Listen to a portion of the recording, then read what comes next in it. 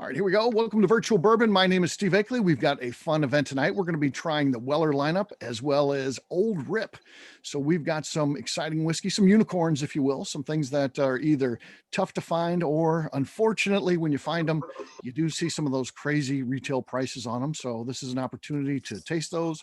Maybe you have, maybe you haven't, but it'll be fun to try those. And like I said, we've got a lot of new folks here joining us today, which is very cool. We appreciate having some new folks on there. Again, my name's Steve Akley. I own a company called the ABV Network. We are a media company focused on one thing. The only thing that we know about, we don't know about anything else other than bourbon. So everything that we do is bourbon focused. We, it sounds like, in the Forrest Gump movie, when Bubba Gump's talking about, and Forrest talking about all the different types of shrimp, we do all the same thing but with media. We do blogs, we do podcasts, we do movies. We've got a TV show thing that we're doing. We've got, you name it. And of course, these live events, all bourbon focused. So that's literally our entire business centers around. And we appreciate you being part of this event tonight. So real simple format. We're going to be going through all these. The order that we're going to follow as we taste these, I don't know if you want to put them in order. I like to have them in order. Maybe it's just me. We're going to go Special Reserve, and then the 12, and then the 107, Antique 107, and then the Old Rip. And we're just following the proof is what we're doing, is we're going up in proof as we do these things. So that's going to be the plan there. So that's just a little bit about me and who we are and what we do. We have about 50 people all together that work at the ABV Network. So we do a lot of different things. And that's, when you're talking about bloggers, podcast hosts, we've got about 15 different podcasts that we do. Again, all bourbon related. And then you've got the other things that we do, the events and things like that. So it's a lot of bourbon content, if that's something that you're really interested in. Check us out at abvnetwork.com, and you'll find a lot of different things that we do. And that's a great way to get started with the company. We put everything that we do out there. So it's a great place to begin. So we're going to be trying a couple of products today that are related. So they are all wheated bourbons. So of course, wheat being the secondary grain in the mash bill. William LaRue Weller started W.L. Weller and Sons back in 1849 with a wheated bourbon recipe. So this is what they came out of the gate with. It's promoted and advertised as the original wheated bourbon. I'm a St. Louis guy, and as a St. Louis guy, I can't just let that statement stand by itself. We do know that there's always a little bit of fogginess when it comes to history when you talk about bourbon and things like that. There wasn't a lot of documentations and things like that, but they do say that Weller is the first ever wheated bourbon. 1849, of course, is the date we know when the company began. But if you're into bourbon, you know that there's one out there that was a St. Louis-based bourbon, a grocer by the name of David Nicholson. He started in 1843 with a wheated bourbon. So, and that's a product that you can still buy today. It's owned by Luxco, which is a St. Louis-based company that owns Lux Row Distillers in Kentucky. And so maybe that's the first wheated bourbon, or there's probably ones that were actually before either of those two. We find that when you're talking about bourbon history, it tends to be more of an evolution than, this aha moment. So I'm guessing that actually neither of those is actually the first one that was ever made. I mean, wheat was a grain that was grown. Someone at some point, probably before 1843, was experimenting with it as a whiskey. So that's just a guess, though. The funny thing was, as the company grew, Weller had to hire people, and he hired an 18-year-old salesman in 1893 named Julian Van Winkle. And he would, of course, get the nickname as he got older as Pappy. And he ultimately would come to buy the company. Unfortunately, Mr. Weller passed away in 1899. And he did, it was William W.L. Weller and Sons, but his heirs did not want to take over the company. So Julian Pappy Van Winkle, the guy who that brand is, of course, the famous brand is named after. I'm getting a little feedback from you there, Sean. So I'm gonna put you on mute. Sorry. So the two of them then took over the company. They ran it up until Prohibition. In Prohibition, they partnered with A.P.H. Stitzel, and which had a medicinal license. So during Prohibition, they stayed in business and worked together with A.P.H. Stitzel, and sold medicinal whiskey. So they were able to stay in business throughout Prohibition. And when Prohibition ended, they began working on a combined distillery. They decided to stay together rather than that, so they worked together. And then, so that was in 1935. They opened their distillery that was a joint Stitzel Weller. It would become, and in the in the 1940s, 1941. Farnsley passed away in 1947. Stitzel passed away. That left Pappy Van Winkle as the sole person running the organization. So he would take it over. Pappy would live to be age 91. So he would live all the way to 1965. So he would continue to run that organization, Stitzel Weller. And of course, one of the brands that they had pre-Prohibition was one called Old Rip Van Winkle. That'll play into our story in just a little bit here.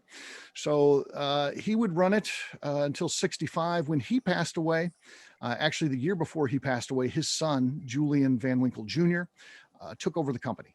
And he ran it. Like I said, his father, who was starting to be ill for the last year of his life, Julian Jr. Was running it. And he continued to run the company after Pappy's death up until 1972. There was obviously a big downturn in whiskey that started already. And Stitzel, struggled and ended up, his board of directors kind of forced his hand to sell out. So he got out of the business. The agreement that he made was he got the Old Rip Van Winkle, which is a brand that Pappy himself had started based on the Van Winkle name. And they got that out of the deal. There wasn't a brand. It wasn't currently being sold or anything like that. So it was a defunct brand at that time. So Julian Van Winkle Jr. got it. And the reason he got it really wasn't for himself. He was kind of ready to retire, but he had a son. So Julian Van Winkle III, the same Julian Van Winkle that runs the organization today, he got that brand to make sure that if his son wanted to get in the business, that he had a way for him to get in. So he also negotiated the fact that they would buy their whiskey from Stitzel Weller. So they began doing that. So Julian did want to get in the business. So the two of them got together. They would source whiskey, of course, from Stitzel Weller. Pretty good stuff, as we know. Some of the best whiskey in the world, if you believe those that have gone back and tried that stuff. So really, really good stuff they were selling. And they continued to run the company together from until 1972 to 1981, when unfortunately Julian Van Winkle Jr. passed away in 1981. So Julian Van Winkle III took over the company full time in 1981.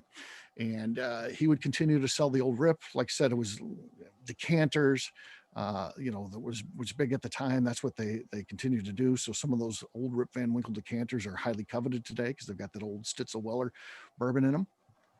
But it was just a source brand. And over time, of course, Stitzel Weller would go out of business, while Julian Van Winkle III had a large hoard. Over time, as he'd bottle it, his hoard started declining, and he had to do something else. So in 2002, they partnered with Buffalo Trace, and Buffalo Trace would begin making what is now Old Rip Van Winkle and the Pappy Van Winkle lineup, which he had launched in '95. So the funny thing is, there's no Pappy Van Winkle. There's no such thing really as Pappy Van Winkle or Old Rip Van Winkle for that matter. It's all just Weller bourbon.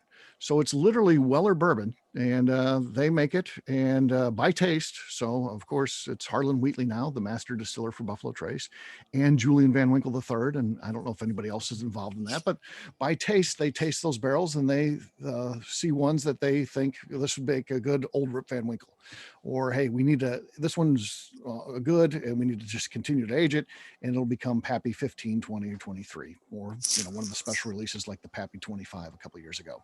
So there's, like I said, there's no such thing as, okay, today we're going to distill Pappy Van Winkle. It's just not actually a thing that they do. And I've seen some of this myself. If you take the Life of the Barrel tour, they will take you into the Pappy Van Winkle warehouse, which is cool. It's a warehouse where they age a lot of that old stuff, and you'll see those old barrels, which are really, really cool to see. But if it's a bottling time, you can look on the barrel and kind of figure what it's going to be. So like the one day I was there, they had all the barrels lined up heading to the bottling plant, and you could see that it was W.L. Weller bourbon, and it was 10 years old. So obviously that was going to be Old Rip. Old Rip is a 10-year-old age-stated product. It's the only thing from the Pappy or Old Rip lineup that is 10 years old. So that's how they do it. Again, it's all taste, which develops, and they get to the flavor profile they're looking for, and that's how they make that stuff. So I thought that's pretty interesting. We're going to be trying from the Weller lineup the 3 standard features. Now, Weller continues to expand it. Weller's frustrating because it's one of those that is very good whiskey. It's priced right if you can get it at the retail price. But what is a little bit frustrating about it is it's hard to find. And when you do find it, there's many retailers that will jack up the price because it's coveted, especially when Julian Van Winkle, what kind of started the Weller craze was Julian Van Winkle did an article when he was talking about how tough it is to find Pappy. And he suggested as an alternative is the Weller lineup. And then, then that started to get crazy. And, the frustrating thing is, again, there's no additional whiskey that is made, but now we have multiple, they do these Weller Full Proof now comes out of that same amount of stock, or the Weller Create Your Perfect Bourbon, or any of the other Wellers that they've come out with and are released on a semi-regular basis, all comes out of that same existing stock of bourbon. They just look at the unique flavor profile. So it means that even less is available. Supposedly they're ramping up production, but they haven't caught up to demand yet, at least anyway. So, but that's just a little bit of background about Weller, about Sazerac, and about Old Rip Van Winkle. Again, all kind of came together, and now through a partnership. Buffalo Trace does not own Rip Van Winkle or Distillery. That is still separate, but they just have a working agreement together, and I believe it works pretty well. The purist will tell you that the good stuff when it comes to Pappy Van Winkle is the stuff that they had, the older stuff that was the Stitzel Weller. The people that are purists will tell you that the stuff that they're making today isn't as good, but I will say that in reality, it hasn't impacted the price at all. I mean, that's been pretty stable. You look at, a 23-year-old bottle of Pappy Van Winkle is $3,000. And when it was the Stitzel Weller, it was $3,000. It just stays the same. So despite people saying it doesn't make a difference, or it's a huge difference, it doesn't make a difference in the secondary. How many barrels are being harvested per year? I don't actually know the answer to that, and they don't release that or anything. Sazerac's a privately held company, owned, by a family in New Orleans, and they don't have to release anything like that. I mean, about all I see is, on Pappy, Julian releases how many bottles they sell, and they sell about 7,000 bottles of Pappy a year. And supposedly it's going up, but if it goes up, it's 7,200, 7,300. It's definitely not a big jump or anything like that. So that's all I know in regard to that. All right. Any other questions about Weller or Pappy? I'll tell you, one of the cool things, again, since there's so many new people, we do a couple different shows. One of the shows is called The Bourbon Show. The only podcast that Julian Van Winkle III has ever done that is bourbon related. He did one with Elton Brown, the chef guy, celebrity chef. He did a podcast with him. The only podcast he's done where he's talked about his business was mine. He did an episode of The Bourbon Show with us. And that's because apparently his son Preston listened to the show, liked it, and recommended to his dad if he's going to do a podcast to do ours, and he came on. So that was an unbelievable opportunity. But he talks about the entire history. It's really a great interview. If you're into Pappy Van Winkle, you're not going to find out any more information from that. And I know other people, because I know a lot of people that podcast. Everybody's got a podcast now. Other people have asked him to do their podcast, and he says, "I've already done it. It's out there. It's The Bourbon Show." So he points to that as being, if you want to find out about the company, listen to The Bourbon Show. So that's pretty cool stuff. So with that, we're going to go ahead and try our first one. We always like to talk a little bit, and again, you can open up your microphone if you like. We can pour this out. We always go through our tastings 2 times too. So we go through it, we taste it as it comes out of the bottle. Then we'll go through each one down the lineup, and then we go back and go through a second time, because sometimes the air does change it a little bit. So we will go through these. So you don't want to drink your whole sample the first time through. We'll go back through them as a group here.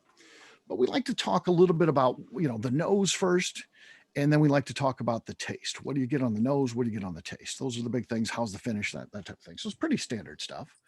So if you've poured that already, you can pick up your glass. Just kind of nose that and share either through the chat or through unmuting your microphone. Feel free to talk a little bit about what you're getting on the nose.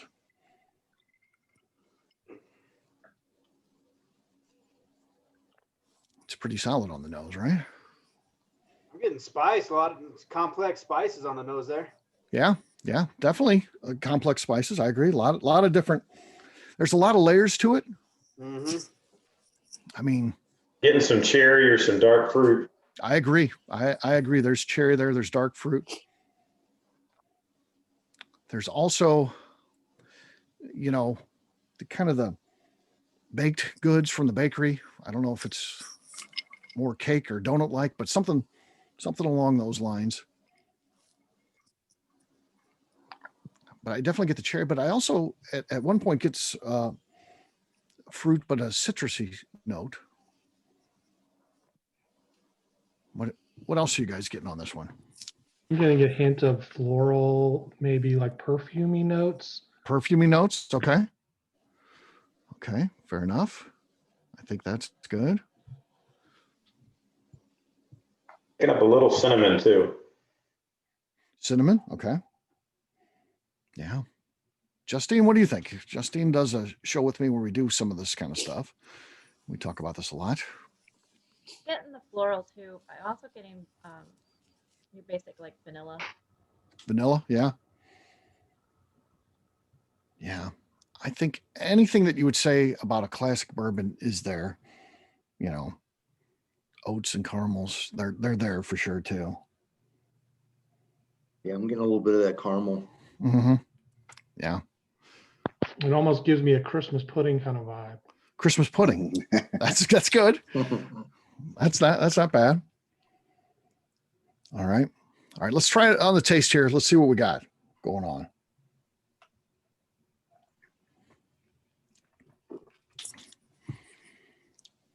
Well, I got a little spice at the end of that. Yeah. A little cinnamon. A little spice to it for sure. It's got a nice hug to it. Justine, you're younger than I. What's the proof on this? I can't read the tiny label there. Justine does the labels. Is it 90?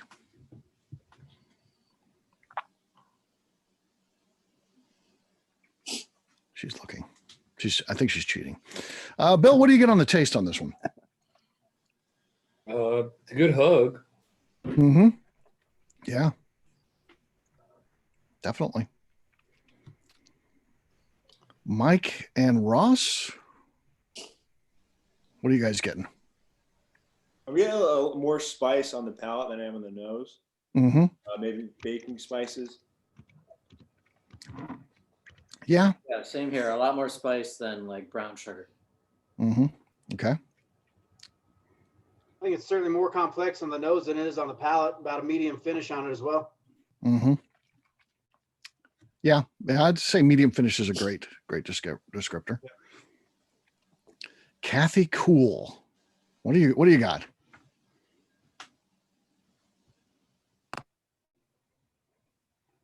Oh, you're on mute.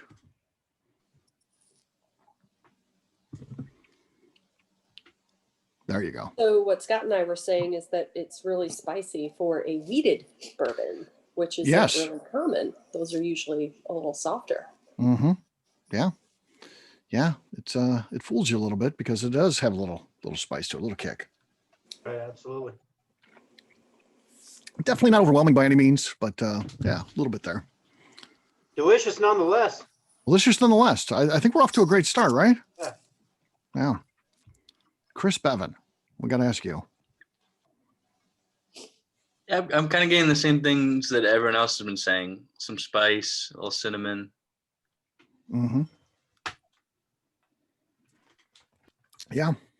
I think it's good. We will revisit this one. So we're going to set this one down for now. We will come back to it. Next up is the 12. 12.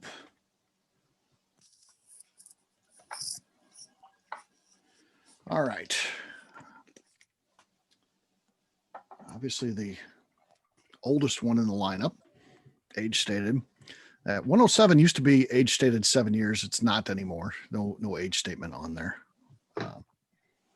Dropped it a few years back. I'm sorry, Steve, which one's next? The 12. We're going to go the 12 next.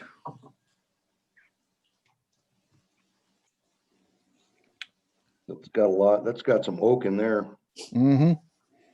Which makes sense, obviously. 12 years is quite a bit of time in the barrel. So it makes some sense there. It's certainly softer than the first one on the nose. Mm-hmm. More sweet Yeah. than spicy. Yeah. Yeah, there's some glazed donut. A warm glazed donut. Yeah. Yeah, because it is sweet. Still getting some candied fruit on this one too. Mm-hmm. Mm-hmm. Yeah, I beat me to the punch. That the candy notes are much more pronounced. Yeah.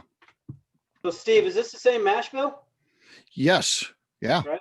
They're all the same. Yeah, All- exactly. Right. Yeah. All of them are exactly the same. Yeah.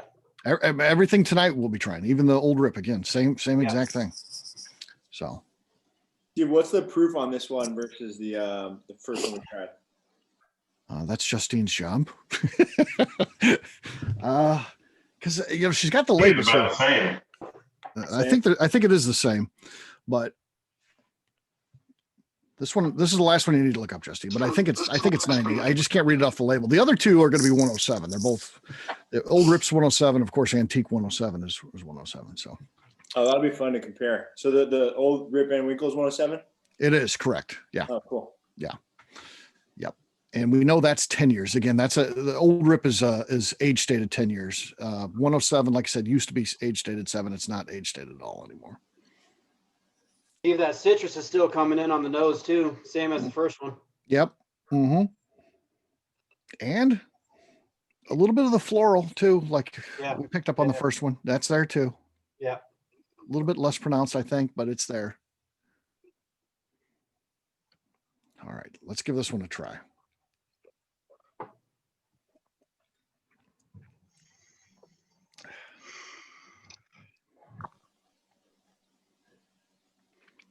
Wow.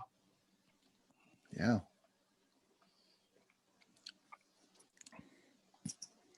Yep, 90 proof also. So Not as much of a hug out of that one. no, Right. little bit of spiciness at the end, but definitely less, a little bit more evened out. It seems to have a creamier mouthfeel, almost Yeah. like a pork. Absolutely. Mhm. Casey, I agree with you, man. This is creamy. It's almost like because I'm getting some orange notes. It's almost like a creamsicle taste to it. I mean, that's part of it. Yeah, 100%. Mm-hmm. Yeah. A little longer finish as well on that one. Mm-hmm. Yeah. Yeah. That kind of gets you a little bit, again, that spiciness that we talked about with the first one. This one kind of gets you a little bit more on the tongue too afterwards. Kind of your tongue kind of heats up a little bit late, kind of the old delayed finish. You do see that sometimes.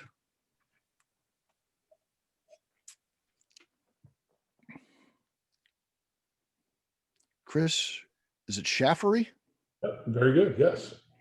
What are your thoughts on tasting this one? Yeah, definitely. I get a little caramel on the front of it, so Mhm. enjoy the sweetness of it. And as it sits a little bit, the little earthiness on the back end. So, Mhm. Little earthiness, yeah. I get the caramel too, but everything it has that creaminess to it to me. Like, so with the caramel, it's like, you ever have those, do they call them bullseyes or cow's eyes or whatever those candies are? It's like the caramel with the cream in the middle. Yeah, but I think they're cow's eyes. And the cow tail. Cocktails. Cow tails. Okay. Yeah. Yeah. Those things. That's what it kind of tastes like to me. that's a great call. Mm-hmm. But you're right, Steve. It hangs out and then it kind of like finishes a little spicy on the edges of my tongue. Yeah. Yeah. I get the same thing. It's just like you think it's done, and then it's like, oh, here we go. Yeah, I was just thinking the same thing there too. Yeah. Yeah, it's lingering on the edges on the sides of the tongue, right? Yep. Yeah, like that fuse. What kind of price points are we looking at on these? Price points are incredible. So, you know, Right. special reserve is $20. I mean, if you can find it, I'm not saying that you're going to go and run to your liquor store and find it, but when you can, like, you know, we shop Total Wine here, and when they sell their Weller, which is a couple times a year, you go in there and you get lucky, or you get a tip, you go in there and you buy a special reserve. It's, you know, $20. The 12 is like $30, and the antique, which used to be in between the two, is now the most expensive one. I don't know why they changed. I don't know if it got more popular, but that's more retail, about 45 is what I see. Okay. And then the old Rip retail, this is gonna make you sick because it's $600 on the secondary. Yeah, right. $69 though. If you Exactly. Yeah. But you know, you just don't. No one finds it at that. Where you might get lucky and pay that is if you get to a legitimate liquor store that does the lottery or the raffle, and and you win the right to buy it. They sell it for the actual retail price. That's when you might actually get to pay that price. We had a couple at our taste room this past week from Kentucky, and they had entered a raffle for $100 a ticket to win a bottle of each of the Pappy. Oh, really? So they got 3 bottles total for $100, man. It was incredible. Yeah, that's a pretty sweet gig when you win it. Yeah, that's a hell of a story. So yeah, that's actually. Yeah, you got to have a good in with your liquor store, because once in a while I'll get a call like, oh, we've got some Pappies coming in. You want to hold a bottle? So I imagine they're just going to keep going up in price. Yeah. That Pappy trend is not going away, and it's frustrating to a lot of people. And I've been doing this a long time, so I've been since I could drink, and I'm 52 years old. So I always drink bourbon, and I used to buy Pappy 20 for $80. That was my go-to special, because I was in sales, and anytime I'd have the big win, I'd drink Pappy 20, and I would go buy another $80 bottle. Hindsight's a bitch, ain't it? Yeah, I should have bought. I used to not understand, because the store that had it was a store called Lucas Liquor here in St. Louis. They're still around, but had ownership change and things like that. But I counted on the thing on the shelf, and I couldn't believe it. I thought there was 24 bottles at $80 a piece, just in this little section, like this big at the store. And I'm like, what is their inventory in this place? If this is $80 times 24, what is the inventory? But I should have bought all 24 of those bottles. I'd be sitting pretty good right now. I wouldn't even be talking to you guys. I'd be on an island somewhere if I would have bought up all that stuff when I could. Yeah. The way the economy is right too, you probably would have been like pretty good off. Yeah, exactly. Yeah. But what are you going to do? I don't know. Yeah. I used to have so much of that stuff. I like to tell a story. I actually lost a bottle of Old Rip, the old squat bottle. I actually lost that in my house and found it a dusty in my house, probably 10 years later after I had bought it. So found a dusty at the house. So that's when you got to a lot of bourbon, but it was put away. Probably the warden, aka the wife, put it away in the pantry in the kitchen. So I don't know if she was just cleaning up one time, got put away. I didn't know about it, and it just sat there until years later. Went back and cleaned up. Like, holy cow, that's a Rip bottle. So yeah, cool. I think the 12 is solid. What are your guys' thoughts on the 12? Yeah, super solid. Yeah, Good. Yeah, Very good. that's a good drinker for sure. All right, going up in our procession here of proof is Antique 107. This is the one too that is used, and maybe that's why it went up in price. They use it for the barrel pick. So I've never seen a Weller 12 barrel pick. I don't know if they just don't do those. I've seen some special reserve, though it's kind of rare to see those. For the most part, if you see a barrel pick of Weller, it's either going to be this one, or now I do see the full proof too, but again, you can't ever buy those. I see people have them, but being able to buy them is a different story. They go quick, and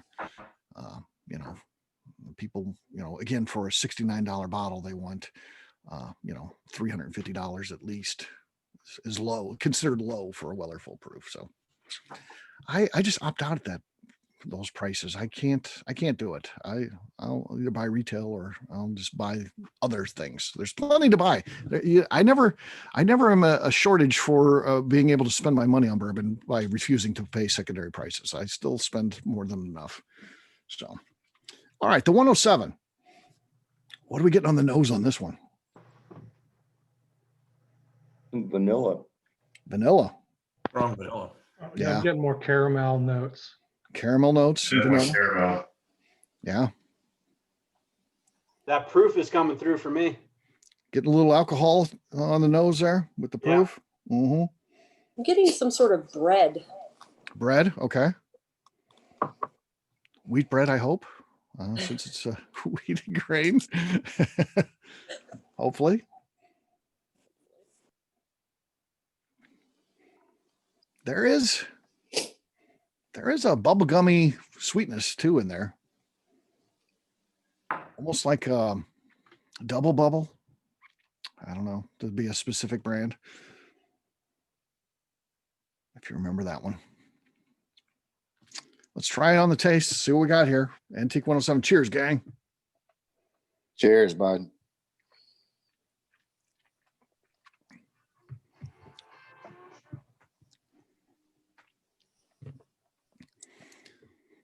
Makes some sense on the finish on this one. Strongest finish out of any of them. But again, you're talking about, a proof of 17 points higher. Definitely getting a little hug on that one. Yeah. That definitely comes through. More on the palate than on the finish on the hug for me. Mm-hmm. Catching it on the palate up front. Absolutely. Yeah. I can see that.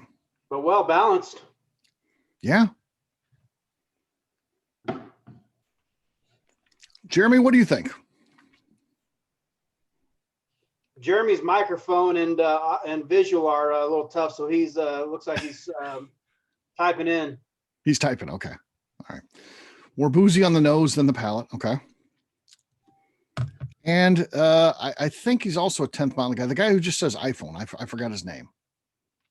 Yeah, Jeremy's yeah, that'd be either myself or is Jeremy on here? That's you. No. Yeah, Jeremy's on there. He's got his name on his. So the good thing about my business partners and I is like everything that Ryan says. Ryan's obviously a little bit more of an expert on palate, but I have agreed with everything that he says. We have the exact same palate, which is great because my girlfriend and I will, we'll go back and forth about different whiskeys, but I agree with Ryan every single time. So it's been great. Yeah. You find that when you get somebody that's really good at those things, like, I'm lucky in what I do. I get to hang out with a lot of cool people like Jackie Zykan. I think she's the best in the world at least right now, at putting tasting notes, and she'll say something. Now, I don't know if it's planting a seed in your head, but she'll say, you know what this reminds me of? This reminds me of if you were grilling apricots on your dad's backyard barbecue, because there's that smokiness there, but there's the apricot taste, and it just tastes like, old fashioned charcoal grilled apricots. And I'm like, son of a bitch, that's what it tastes like. Well, that's pretty crazy. Yeah. The crazy thing is though, is that since we started 10th Mountain, and obviously Ryan will know the same thing. Like when he asked me to taste things and I told him the same thing back, it was the exact same. We have the exact same palate. And so does JB. JB's got a better palate for vodka than Ryan and I do. But I think our team has been spot on so far. So that's cool. That's cool. Yeah. If anybody hasn't caught that, Ryan Thompson is owner of 10th Mountain Distillery out in Colorado. For those of you that are attending our flagship whiskey, which is a series that we do, which is really cool, I'd encourage you to get on these. They sell out every time. We've got a sellout. And we do them 2 weeks back to back when we do them. We do them every other month. When it's a month, when it happens, we do it 2 weeks in a row. So the next week, the 4th, and then the 11th, we're doing these two events. Ryan, are you on the 4th or the 11th coming up? The 11th. The 11th. Okay. So yeah. So it's when these happen, it'll be Ryan and then 3 other distillers representing their brands. They talk about their flagship whiskey. What's their whiskey? Why did they develop it? How they did. what are the future plans?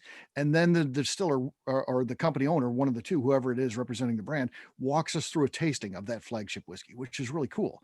And then at the end, they all stick around, all four stick around, and then we do an open Q&A with them. So we do those every other month. January sold out. It's been sold out for a while. We get 50 people on there. So we do two bottles of samples we send out. And when you sign up, you get 8 different samples from 8 different distilleries, which is really, really cool for $60. I mean, it's an incredible deal. And we've got March posted out there. So if you're interested in seeing who's going to be coming up in March, check us out. Again, you can go through abvnetwork.com. And yeah, Steve, it's an incredible deal you put together, man. I'm excited to be part of it here in a couple of weeks, and then I'm going to be a participant thereafter. So nice work. Yeah. So here's the great thing, Steve, is that, like, I'm sure Ryan has told you, but we are about ready to open up there. So we're excited to, have the collaboration coming up. So in Missouri, Steve, is what he's talking about. You're going to be coming into Missouri? We are. When? Lock, stock, and barrel here in 2 weeks. 2 weeks? How do I not know about this? Why does nobody tell me this? Because we're ninjas. We are ninjas. What part of Missouri? What part? St. Louis, I hope? Everywhere, yeah. We're going to start with Kansas City all the way to St. Louis. So no, you need to start in St. Louis, man. Start in the right side. I'll be out there soon, brother. Okay. Yeah, we'll hang out. Total Wine. I'm telling you, if you're coming to St. Louis, Total Wine pumps it through. I can help you out there too. I've got some connections there. We'll take it. I love all this stuff, but yeah, we'll take it. So we'll see you guys all soon, hopefully on the next podcast about this. So yeah, very cool. Hey, Steve, I was going to ask you your podcast. We can listen to those on any medium. Yes. Yeah. So we've got about 15 for the full rundown. Check out abvnetwork.com. The main two are the Bourbon Daily, which comes out every day. Every day we come out with new programming every day, and it's more of a light look. It's fun. We have funny personalities. It's almost like a drive time radio show. It's usually about a half hour to 45 minutes. And then we do another one called the Bourbon Show, which is more serious. If you're more into interviews, we do 2 big interviews a month. That's where we've interviewed, a lot of the big names from bourbon and stuff like that. And then we supplement those 2 shows with 4 other smaller shows where we just cover one topic. Like, is barrel picks, is it still going on, or is it crescendo? We'll just talk about something like that, just a topic. So check us out. Those are the big 2. Find them anywhere, or you can listen on our website. Very cool. Back to this on the 107. Let's talk a little bit more about the taste on this one. Justine, we haven't had you weigh in a lot of the stuff. What are you getting on the taste?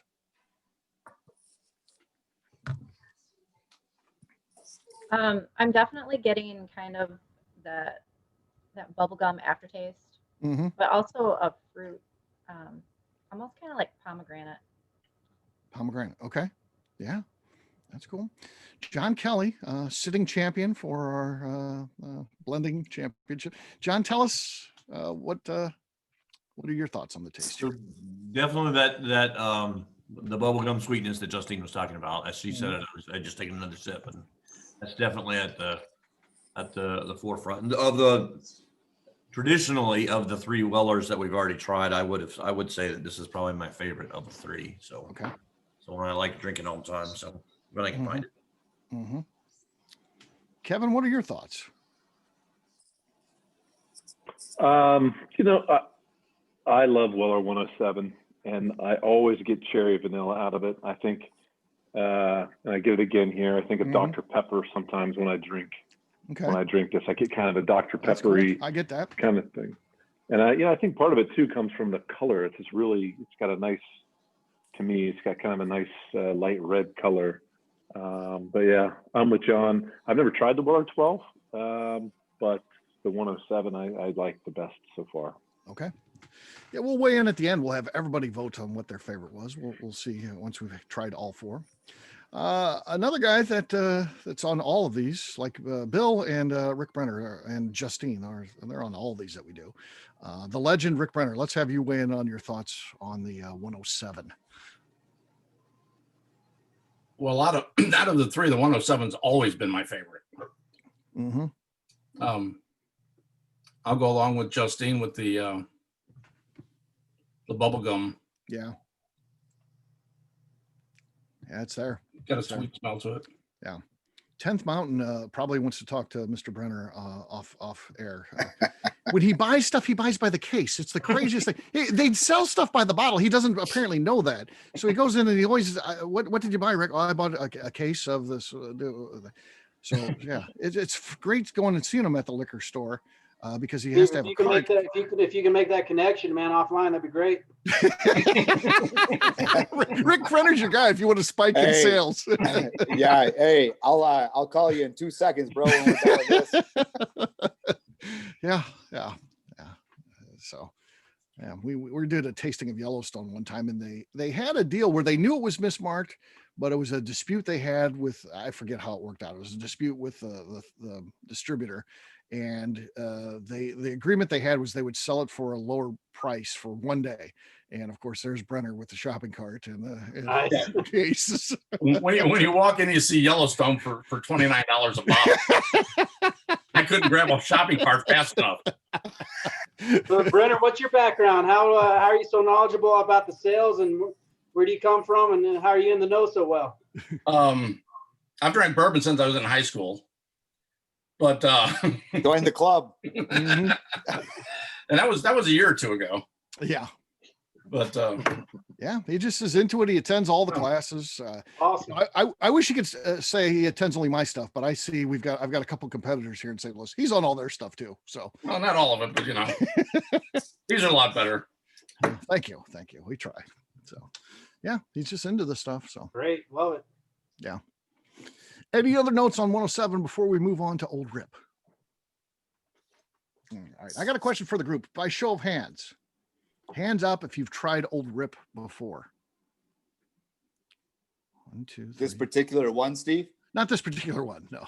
Not this no, I was going to say that's not going to. That would be very specific. No. So yeah, it's actually okay. Very small percentage, which is cool. This is exactly what this is for, though, to allow you to get an opportunity to try something a little bit different. I've been staring at this bottle for 2+ weeks, and this is the one I'm jacked for. So I'll be honest. If you attend most of my events, okay, I got one within reach here.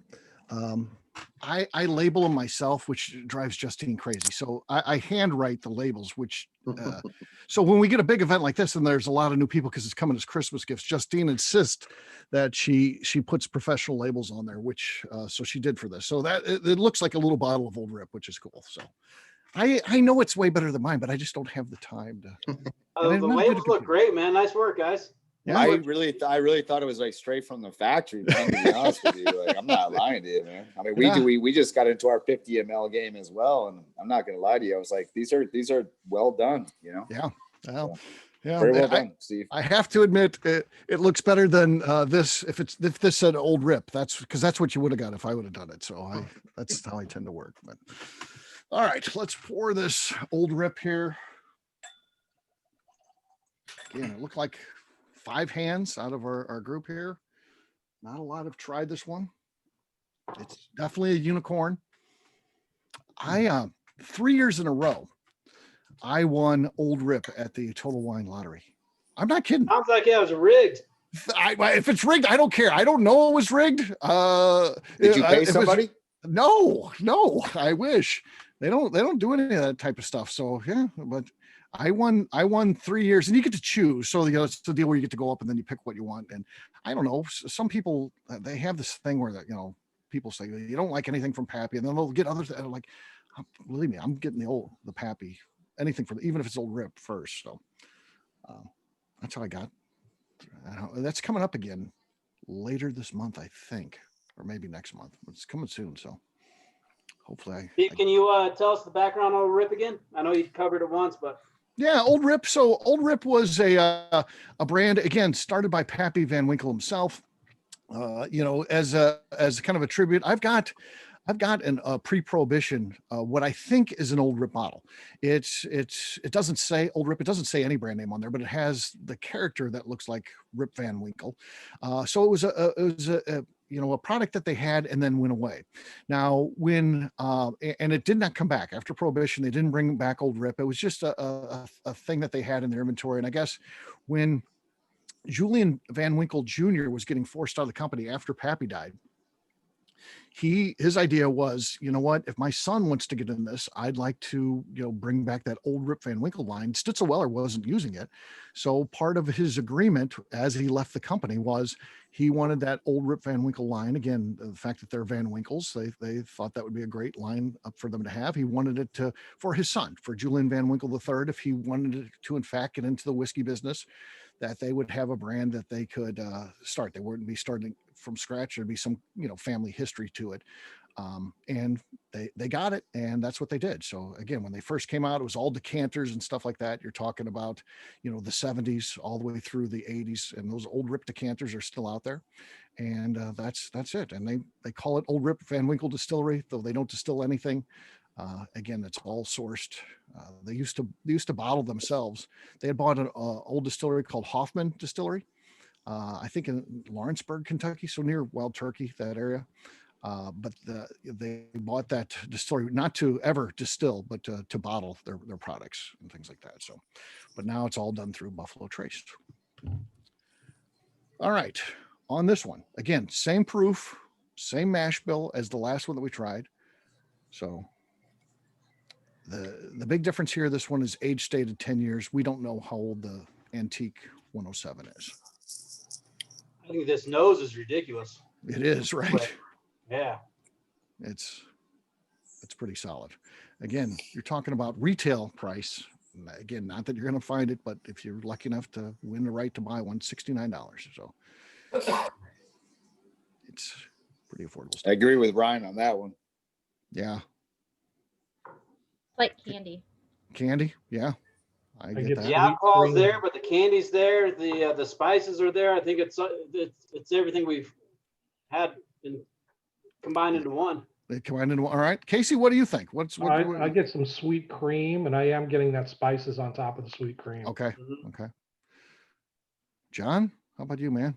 What are you getting on the nose on this I'll one? just say there's some kind of candy. It reminds me of some kind of like almost like a hardtack candy sometime with a cream addition to it. Mm-hmm. And the spices just fill up.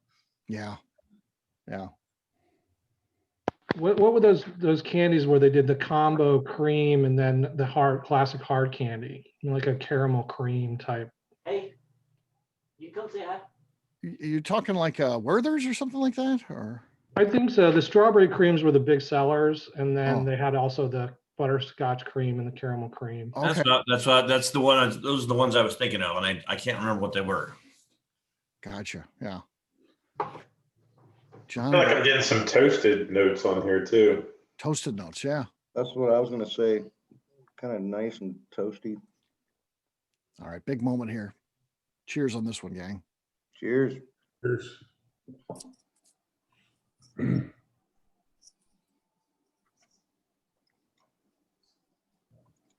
Oh yeah. That is a layered taste. That taste layers in your mouth as you're drinking it. So that really coats the mouth.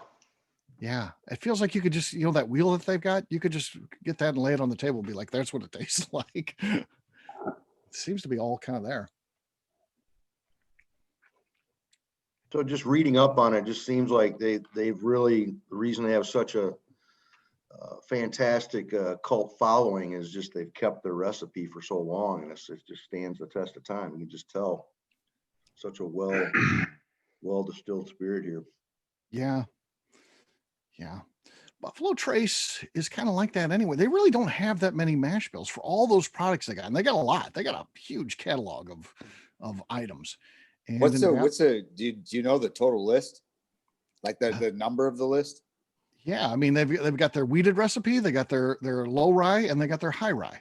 That's Buffalo Trace right there. Yeah. All those products that we taste from the bottom shelf to the upper top shelf as you can get, all from 3 different mash bills. And you don't really know what the rye mixture is in the low rye versus the high rye either. So Correct. Here's a little bit of trivia too on that low rye, high rye thing. So they will do those by taste as well. So you think that Blanton's is always going to be mash bill number 2. Well, if it by taste, it tastes more. If they taste one from mash bill number 1, they'll be like, okay, well, this barrel is going to be bland.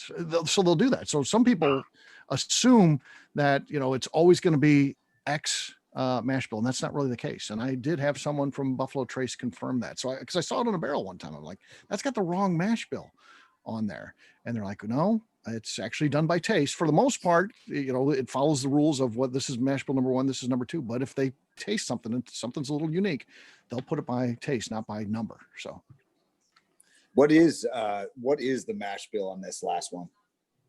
I don't know that they officially print that, so I don't. They don't give it out? No, they don't give it out. No. Wow. They're very secretive with it. They are secretive. There's people that speculate, and you can Google that and see what they speculate. But again, that's not necessarily accurate because they don't put that out. So it's not like Four Roses where they're an open book. Right. Well, I think Ryan and I would do the same thing. We'll tell you what we got going on. Out there, we're not shy about it by any means. Yeah, we ain't shy about what we make. But I like the idea though. Like that's great. Yeah, it does drive people crazy. So they will ask and they won't tell. There's some. Oh yeah, the more indifference you create, people are like they want more of it. Right. I get it. Yeah, it's great. Yeah, it seems like for the most part, like 10th Mountain, the newer ones share everything, but then there's some that don't. Like Peerless, they don't share what their mash bills are. And Steve, I got a funny story. I was in Moonshine University with Carson. Oh, were you? Okay, cool. Yeah. And he at the time was like, yeah, Dad and I are thinking about starting this deal, and sure shit, they started Peerless, man. We're good friends with them. Sean, who had technical difficulties, he's offline right now, but he leans on Caleb, and we chat with all those guys a bunch, man. Peerless is good stuff. They do a great job. They do a great job with with their products. I also love their gift shop only releases. I mean, right. Man, those are incredible. So I had a conversation with Carson about 4 months ago when we talked about the gift shop release, and he inspired us to do the same. And so we're doing the same thing at our taste rooms right now. So yeah, it's the way to go. And again, the key is, they give it a name, which helps out, but then they also, provide the tasting notes. And it's the same thing as I talked about, Jackie's ICANN, when she explains those things. Those tasting notes help as you taste this to identify what the flavors are in there. And it's great. It's really right. Absolutely. Really helps move that stuff out the door. I didn't realize they were so secretive about their mash bill though. They are. I've been on Corky tours where people ask him and he won't tell. So yeah. Yeah. Okay. Yeah. Scott's asking Ryan, what city in Colorado are you guys in? We're in Vail. Vail. Oh, yep. Nice. Just ski bums making whiskey is all we are, man. Absolutely. All right. Any other notes on Old Rip before we start from the bottom and work our way back up again? Because we're going to go through all these one last time. All right. We'll come back to that for sure. I'm sorry, that was so good. I drank all of it. So. It happens. It happens to the best of us. I thought it was a nip. It's not a Yeah. Yes. Yeah. That's the danger too of sending these out early. You never know if someone's just going to get it, and just rip into it and drink it and be like, oh, well, it's all gone by the time the event happens. But yeah, we've had problems with the post office this year. It was a rough year, but we were talking. St. Louis is definitely a little bit rough. Like lately, is it things getting better? Like whiskey scene going good? Like outdoor patios or like things like that going on? Well, it depends on what part of St. Louis. So we have the city and the county. So in the city, they allow, with social distancing, indoor dining, but in the county right now, they do not. So, okay. And that's a problem. That's a big rub because it almost feels like they should be the same because you're talking about literally an invisible line separating the two, so you can drive 10 minutes and get to a place where you can eat. And so it's causing some issues for sure. They should try to be on the same page. Yeah, I understand. Well, I'm excited about getting there with 10th Mountain, but I really enjoy what you guys are doing right now. So yeah, very cool. All right, let's go back to Special Reserve. On the nose, seems to be more caramely. If that's a word. Other things you guys getting on there? Nose is great. Any difference that anybody notes from when we went through the first time? Definitely seems like caramel, but it's definitely a lot more muted, but it could be because, we've hit some of these higher proofs over here too, that true. Kind of really set my nose already. Yeah, very true. All right, let's give it a try. See where we are.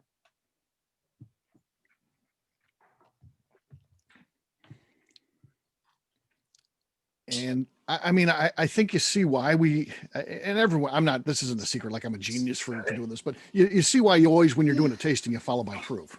Now this tastes like you're drinking water. It's just like you want to pour the rest of this back. You can chug it. Yeah, after you've had those last two, the 107s, to go back to this one at 90, and it's like, wow, this is just, pour that one back. JB, you got anything left or no? Oh yeah, right here. This one he kept some of that. Any other notes anybody wants to mention on this one? Still good, solid. Again, especially when it literally, you can get it as low as $18. You can't beat that. I'd put this up at its retail versus any other bourbon out there, and it's as good as you're going to find for what it is. Now, there's a place in St. Louis that sells it for $100 and $150 for the antique and $200 for the 12. They're not worth those prices, but the retail outlets are getting it though, right? I know. Otherwise they wouldn't be selling it, huh? I know, that's the frustrating thing. I'll go to that store and I'll think, well, no one's going to buy it. So they can put whatever price on it. And I'll be damned if I go in there, 2 days later and two of the bottles are gone. Right. People buy it. So, at that point, when that happens, it's almost like you can't blame them because they're just making more profit. They got to, there's a lot of expenses when you run a liquor store. I agree with you, Steve, but the market's the market, right? And it's frustrating sometimes, but yeah, some people just really take it out on the liquor stores, but I don't know. I feel like if they put it on there and someone's dumb enough to pay for it, I guess so be it. Yeah. Yeah. All right, let's try our 12 again. Let's go back to that one. This should be interesting too. Again, a 90 proofer, but obviously a little bit more on the flavor profile with this one. Let's see how it holds up.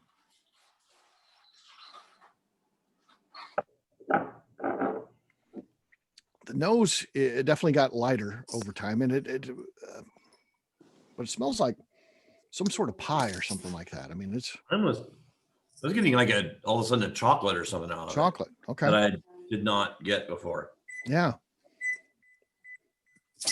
Yeah. So maybe even a banana bread. Banana bread. Yeah. I think that's good. It's a shame Danny's not on here. I said smelled like bread.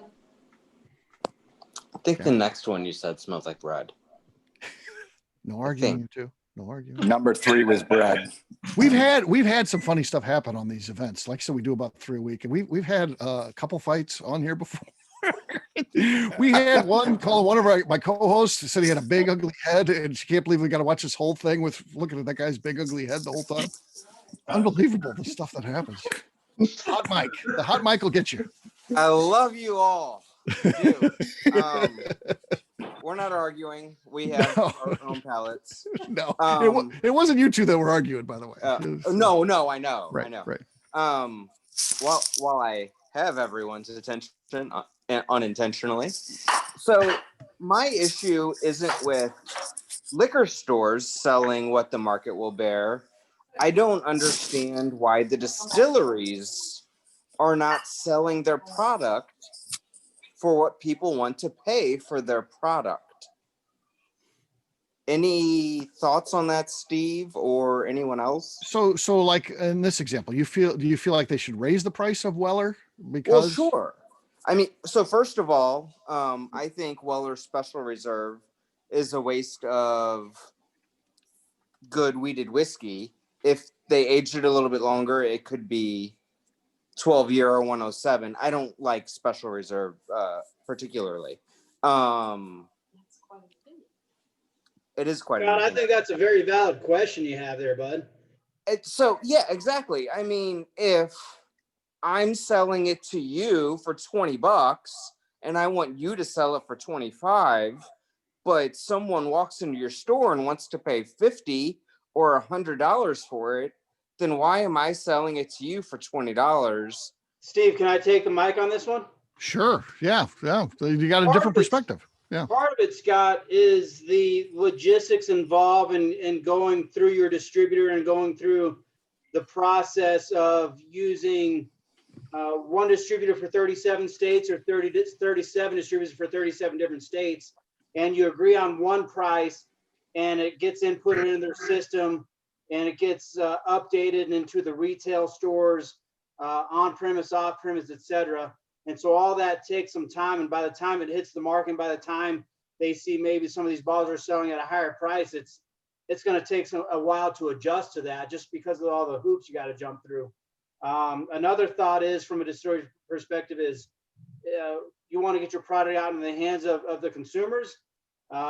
Maybe they have a gluttony of product that's still delicious, but they have plenty of it. And so let's just sell it at 20, 30, 40 bucks a pop. Personally speaking, we have select barrel proof single cast stuff that we only sell at our tasting room for 99 bucks a pop.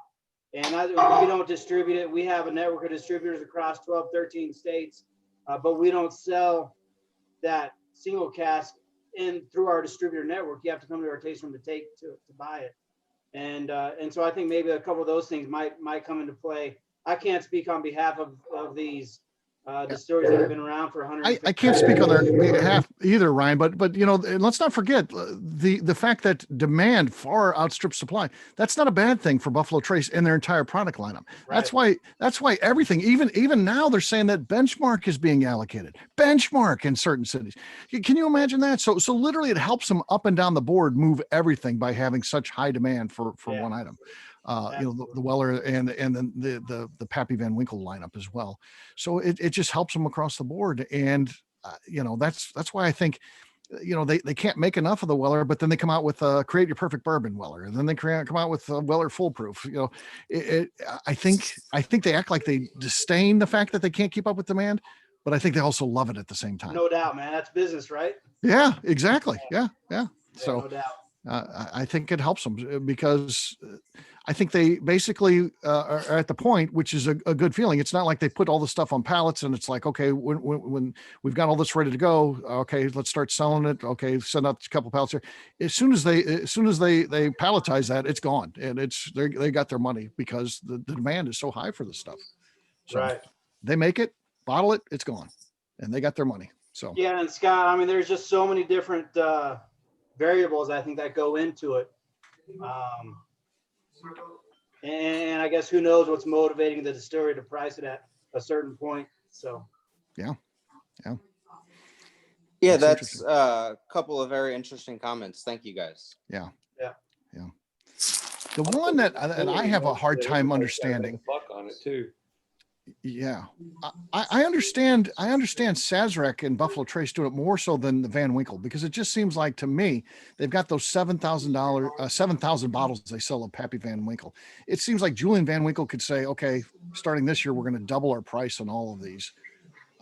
They'd still sell out every bottle, and he'd make twice as much money. Right. And again, it wouldn't still be that expensive. Like the old Rip would be $140. It's not out of line with some of the highly coveted stuff. There's a lot of newer bourbons that are $150 these days. So. Maybe you put that question in your back pocket when you're talking to some of your contacts. You ask that and enlighten all of us on it, man. What I find really strange is in the wine world, you have they're able to more rapidly price their products based on demand and awards and things like that. Maybe because they release once a year. But in the beer world, you see tons of secondary market prices for some of these highly rated beers, like in the hundreds of dollars, when they sell them for $30 of $7.50. So it's similar to their problem to the bourbon world. Yeah. Yeah, it's amazing. It's amazing, as you know, selling our product in the South. A lot of times it's your liquor store. I mean, it's crazy. I'll go to, we have our set pricing, you know, what we're moving our spirits at. But I'll go to a high-end liquor store and they're $10 more a bottle, and they're fine.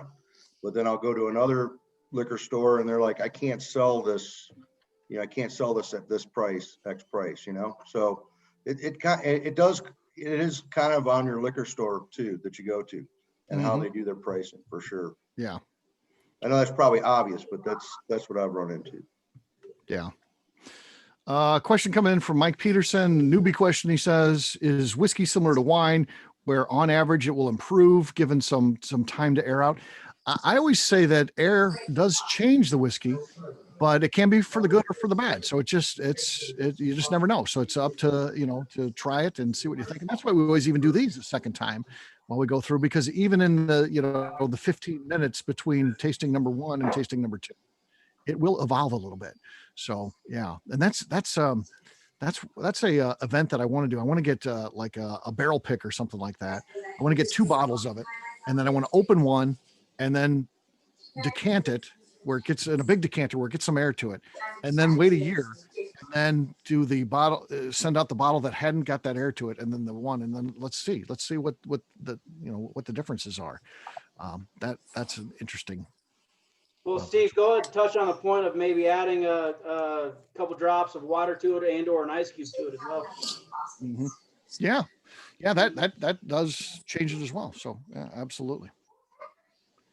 Yeah, not necessarily air, but if you add a cube to it or put a couple drops of water into it, that'll certainly open up the whiskey and change the profile. Mm-hmm. What am I buying at the $30, $60, and $90 price points? Gosh, I buy a little bit of everything, so that's tough to answer.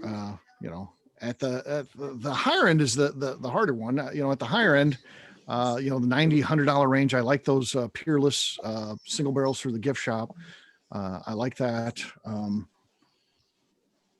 You know, the $30 range, you know, I like New Riff. I like Neely Family Distillery. I like some of the craft stuff and things like that. Stumpy Spirits, which is an incredible one that's local here in St. Louis.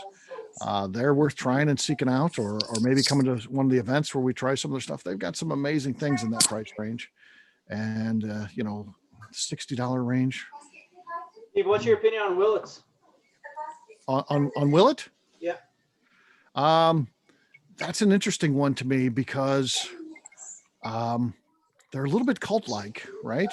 They don't talk to anybody. They don't. You know, the stuff goes for crazy prices. You know, they used to sell it at you know, $10 a year. So you could buy some 18-year-old Willett Family Estate for $180. Now they're selling it for $750, and it sells out. I don't really understand Willett. I'm not a fan of their flagship product, the pot still, which they continue to source. They don't make themselves, despite the fact they've got what looks like the pot still there that's on the bottle. But yeah, so Willett's a tough one.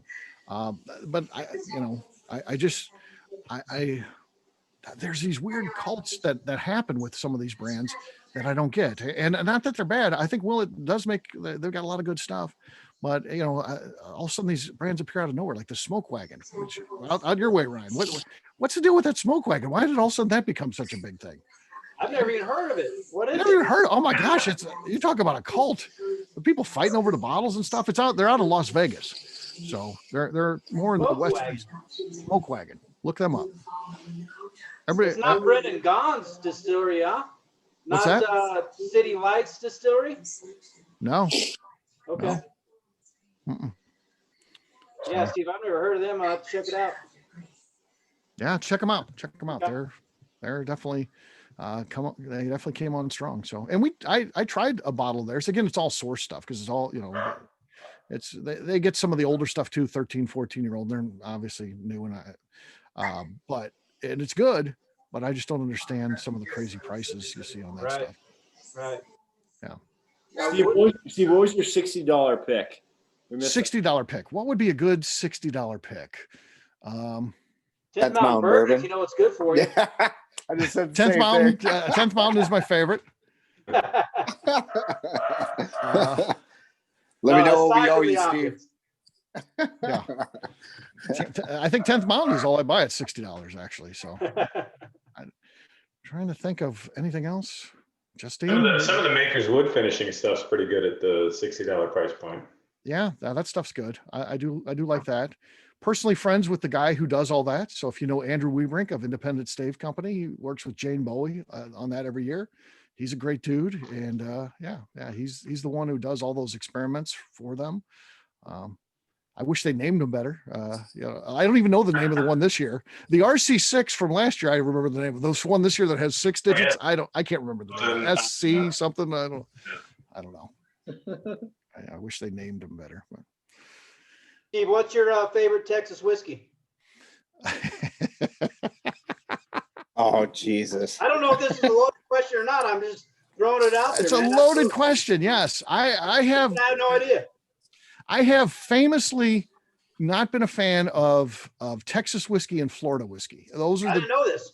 Those are my least 2 favorite states, though we recently had on Garrison Brothers, and they shared some of their cowboy whiskey on one of our events. And I got to say, it was pretty damn good.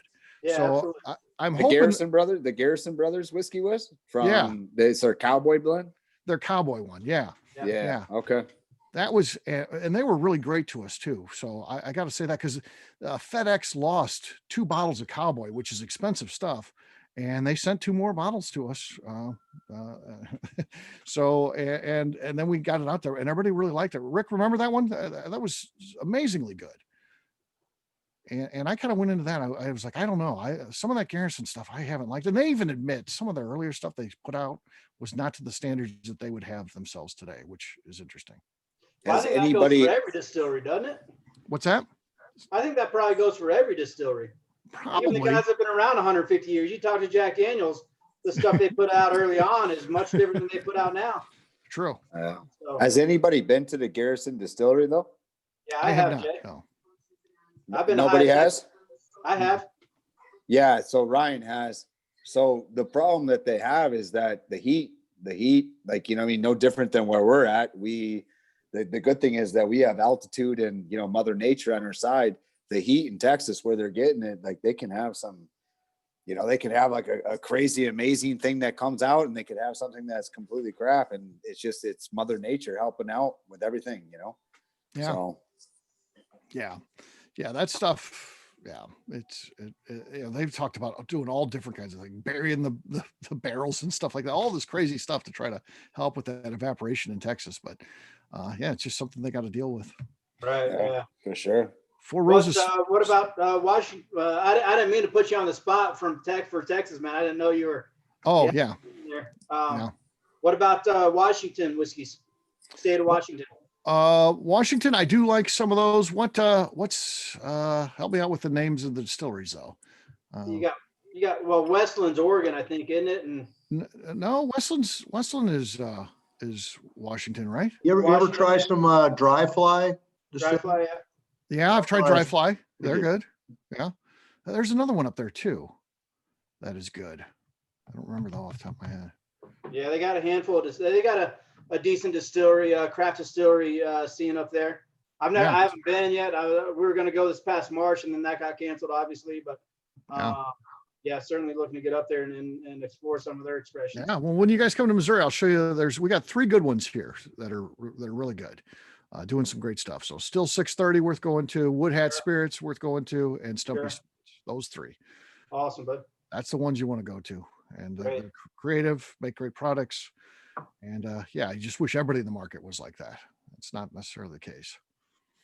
I keep on going back to this Rip here, man. I think this nose has been my winner. We're still recording. Yeah, Rip, okay. Yeah, the Rip.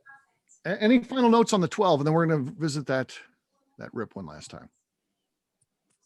All right, let's go back to the Rip. Oh man. That got even better on the nose. I agree. Yeah. Yeah. It's like a vanilla caramel bomb. Really good. Premature tasting on my behalf. Sorry about that. I finished that early. You finished it. Yeah, you jumped on that. I should have let that stay out a little longer. Mm-hmm. Old Dusty, you're supposed to slow down. Yeah. They ain't gonna slow down. Yeah, that's along the lines of pretty perfect, I'd say. I mean, I don't know if anybody wants to add anything onto that. Walker, how you doing there, man? Walker, did you disappear for a while? You've been here the whole time. No, I've been here the whole time. Oh, I've been enjoying listening to you guys. Oh, I got a call on you. What are your thoughts on the old Rip? I think out of all of them, the old Rip is the one I like the best. And believe it or not, I've actually seen this in the liquor stores around here in New Jersey, but I didn't recognize the label or where it was coming from or what it represented. And I just started reading the book, Pappy Land, that's about Julian III. Mm-hmm. So it's kind of hitting home with this, and I'm really enjoying it even more now. Yeah. He actually has his own book. The Pappy Land book or a different one? Yeah. No, that's one. It's called Pappy Land, but it's all about it. Like it's all about number 3. Yeah. Yes. Yeah. Wow. Okay. That's great. Yeah. Check that out. I haven't read it yet myself, but I heard good things. I saw a whole story on it on CBS Sunday Morning one week. So yeah, really, really cool. Yeah, it was a gift this Christmas. My wife and son really took care of me this Christmas. That's good. That's good. So number 1 for you is Old Rip, right, Walker? Yes, I think so. Okay. I'm going to go the order on my screen here. Then I'm going to jump back to the legend. Mr. Brenner, what was your favorite of the evening? I'd have to say the Old Rip. Old Rip is 2 for 2. All right. Ryan Thompson's next on my screen. I'm going Rip and then number 12 and then 12 here. Okay. Yeah. John Kelly. Well, I think I want in my heart for it to be the Weller, but for one glass, I would say the Rip. The Rip. Okay. All right, Kevin. I would say the same exact thing. In my heart, I want to say 107 because I like it so much. It's, I have had quite a bit of it. It's a fun product too because they do the barrel picks. It's fun to see the different profiles you can find. Yeah. I like 107 as well, but yeah. The Old Rip was pretty damn good. I went against the Titan tonight in the Old Rip, but Lee, what do you think? Well, I'm a sucker for Old Rip. I just, it's one of my favorites, especially in the Van Winkle lineup. So I always go with Old Rip, and then 107 would be a close second to me. I'm a high proofer, so yeah. Justine? Old Rip. Old Rip. Another old vote for Old Rip. Old Rip sweeping right now. John, what do you think? Oh, I'm going to go Old Rip, and then 107 was really close behind it, but that Old Rip is solid. Okay. All right. Mike and Ross, what do you guys think? You first, Ross. Same here. Old Rip was better than the 107, but it was close. Mm-hmm. And I'd never had the 107, so that was surprising for you actually can find that some places. So yes, yeah. Depending on where you're at, you can. I would agree. Like I would give it to the Old Rip, but the 107 holds up to it pretty closely, right? Like okay. I would have thought the Old Rip would have blown it out of the water just based off of the market and what I've seen and not having tasted it before. But I'd say Old Rip, but 107 close second. Okay. All right. What does Chris Bevan think? Chris Bevan. Let's find out from Chris Bevan. Yeah, I go Old Rip too. It's just so complete for me. I think the 107 is also great. I really like the Weller 12 too. I know it's not getting as much, it's a little subtler, but I really like that one too. Yeah, Chris, that was my second. Yeah. I do not dislike any that we've tried tonight for sure. They're all good in their own way. Casey? I think we have to take into account this is probably a very educated panel. True. In regards to whiskeys, and so we all lean towards the Old Rip, but maybe the general public would lean to something a little less alcohol forward. But we're all very educated here, I think, and appreciate our spirits, and so I think maybe that's one of the reasons we're all leaning towards the Old Rip. Yeah.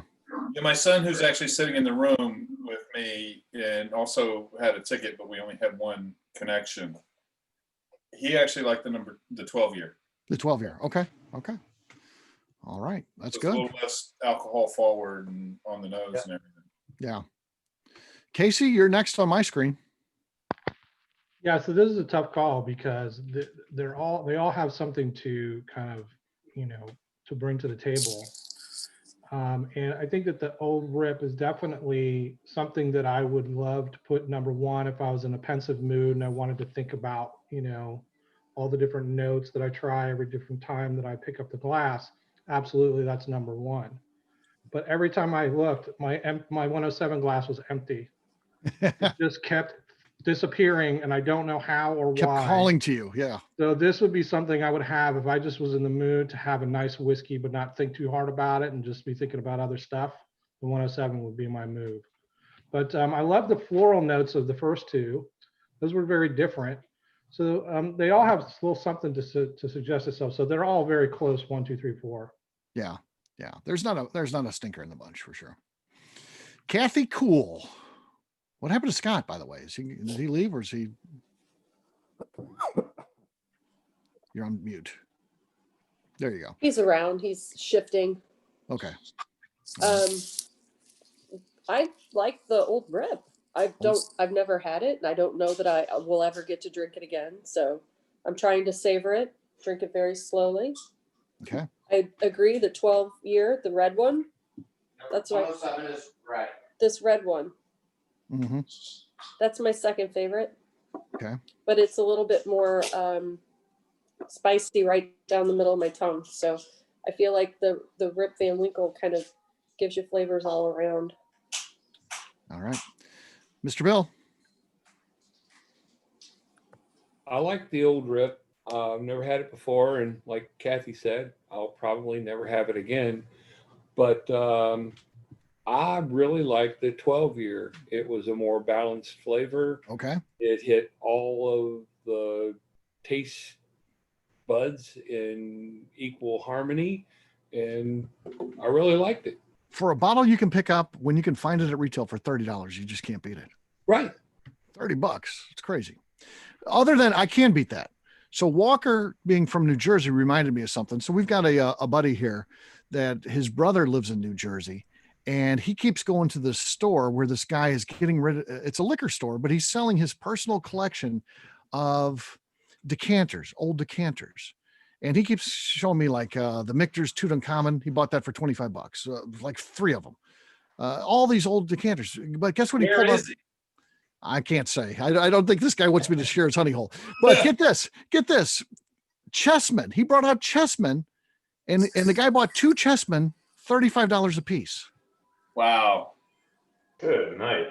Some of the that is the bourbon that several people have said is the best bourbon that's ever been made. We've done one of these events dedicated to chessmen, and it's great stuff. $35.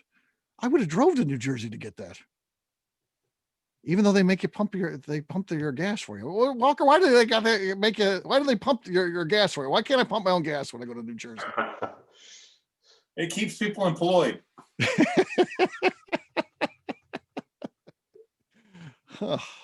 Yeah, I guess. It's always awkward to me. It's just awkward when it takes some getting used to, but right.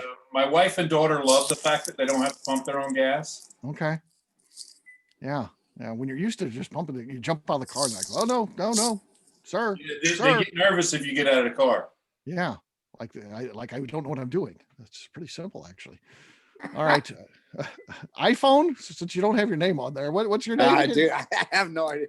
I didn't jump on my laptop, but I'm Jason. gonna go with my man on this one. I like the 12 first, and then the Pappy second. Okay. That to me, if I'm gonna go buy a bottle and actually enjoy myself and sit down, have a couple glasses, maybe smoke a cigar, I'm gonna go with the Weller 12 first, and then okay. All these are on the shelf for their regular retail. It's a crazy store you go into. It's some polar universe. They happen to all be on the shelf. You're gonna buy the 12. I'm gonna, just because I just think there's not a wrong answer. I'm not trying. No. I just think it's whatever you like personally. Yeah, that's the type of right food answer. I like, and like, you know what I mean, like having that after like dinner or before dinner, and having one, and then like smoking a good like Davidoff or a good Cuban. Yeah, I love the Pappy. The Pappy to me, what'd you say the Pappy price was on 69 bottles? $69. 69, but we're on Weller on 12 on what? Weller 12's $30. Yep, there you go. So I'm a cheap redneck from Michigan. So now this goes with good taste. Amen. Amen. So I would probably actually, like I said, I just think it was it was better. To me, it's a better balanced drink for myself, for my own profile. And then the Pappy would be a treat. Yeah. All right. And last up is Jeremy. I think Jeremy's Gone. I don't know if he's gone or not. He's Maybe here in he'll- spirit. He's here in spirit. Yeah, maybe he'll chime in on. We lost both our distiller and our assistant distiller due to technical difficulties tonight, but That's okay. yeah. I think it was good to go through. Obviously, Old Rip was the big winner, but we also had plenty of love out there for 12, even some 107. So yeah, I think it was a good night for sure. So with that, I'm going to stop the recorder. The official part of this meeting's done. I'll hang out here, talk as long as you guys like. No big deal. We can talk about the bourbon business. We can talk about these, whatever you like. But I'm going to say goodbye as we say goodbye to anybody. who Steve, couldn't man, attend. this has been amazing, bro. Thank you very much. Great. I really appreciate Ryan, it. when are y'all gonna get Awesome, man. out to Virginia? Here, iPhone. See, iPhone. Yeah.